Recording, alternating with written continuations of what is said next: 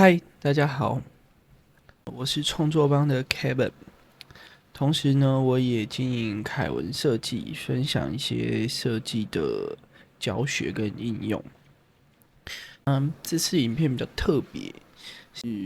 我想要来推荐把 Figma 用在平面设计这件事情上。那过去我自己有开过平面设计的课程，教学的内容呢是Adobe Illustrator 跟 Photoshop。那为什么到今天这个时候，我反而要来推荐 Figma 呢？主要有几个原因。过去我的 TA 锁定的比较是设计师，他们想要用设计在他们的工作上，甚至是用来接案，做更专业的事情。但我自己也从事了自媒体一段时间，认识了很多自媒体朋友，再加上我分享教学的时候，也观察到也有很多在用设计工具的朋友，他们不是设计师，他们也没有想成为专业的设计师，只是他们平时的工作或者是个人的需求需要使用到。举例来说，他们可能是做自媒体，所以需要自己制作一些图文，然后需要自己画一些插画等等的，所以他会用到一些设计的软体插画的工具，但他并不是专业设计师。那也有一是社群的小编，他偶尔可能会需要制作一些社群的图文或广告，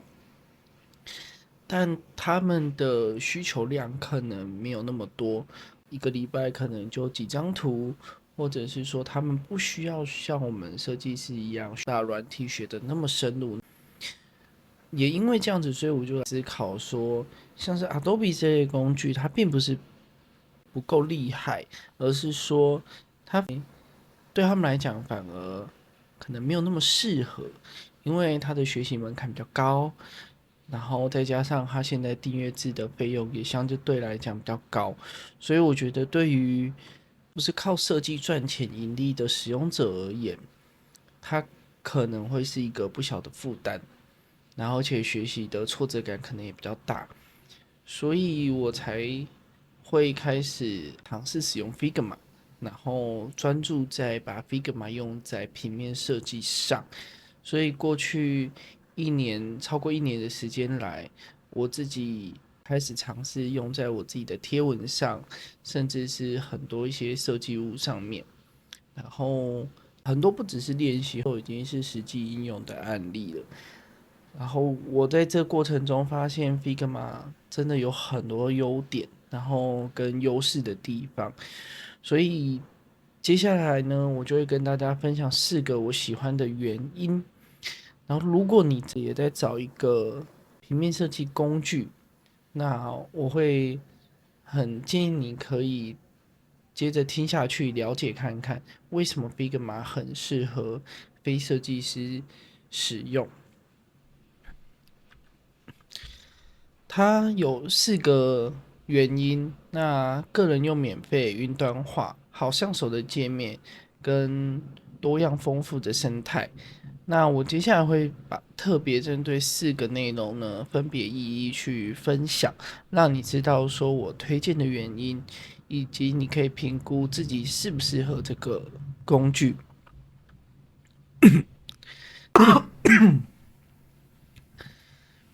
第一个呢是个人用免费，那我觉得个人用免费这件事情，为什么我会觉得是很好的一件事？其实我当然很鼓励使用者付费，然后让软体可以更好的去存活下去。可是一个很现实的面，就比如说你是一个刚起步的自媒体，你根本没有还开始获利，但如果今天你做图就需要花每个月订阅好几百块，然后再去做这件事情，那对有的人来讲，他其实是一个很大的负担，他可能就会卡在这一步。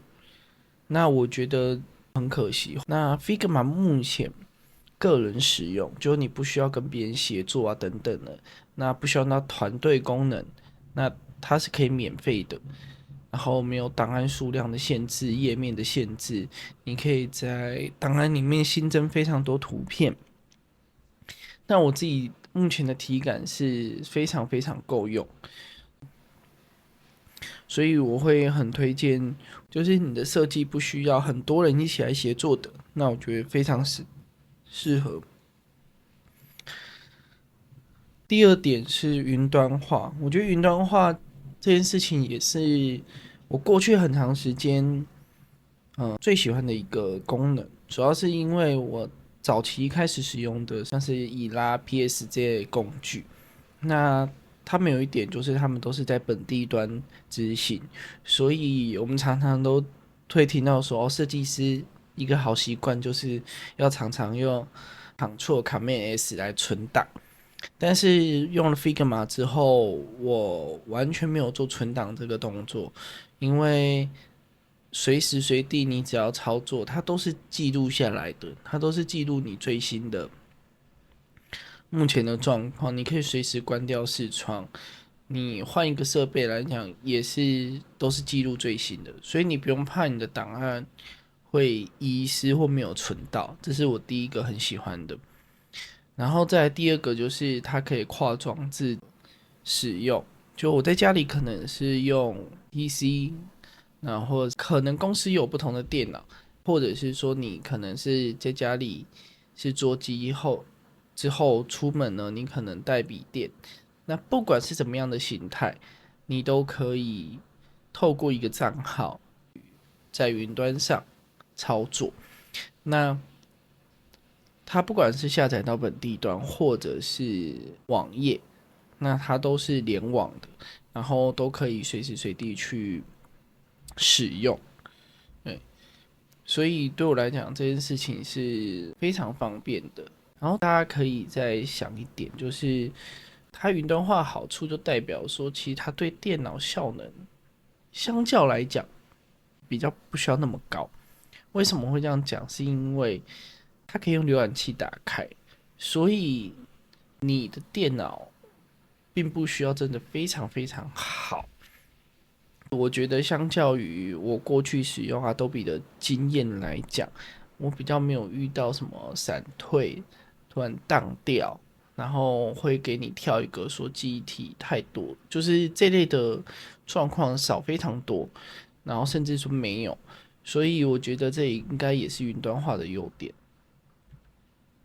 第三个是好上手的界面，我都会跟我推荐他使用的人讲说，有没有用过简报软体，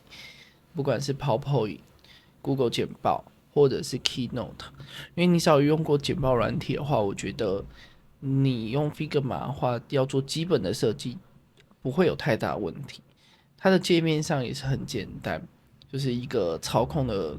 工具，可以拖拉各种物件，然后你可以在呃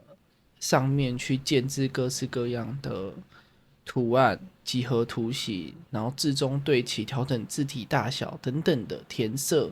线条，就是有很多概念它其实是相同的。那唯一比较不同就是你可能会需要花一点时间去熟悉，比如说画布的概念，因为它跟简报软体不太一样，不是一张一张自式化的新增，然后它可能有不同的图层前后的一些概念会更强一点。简报虽然也有，但是可能很多人他们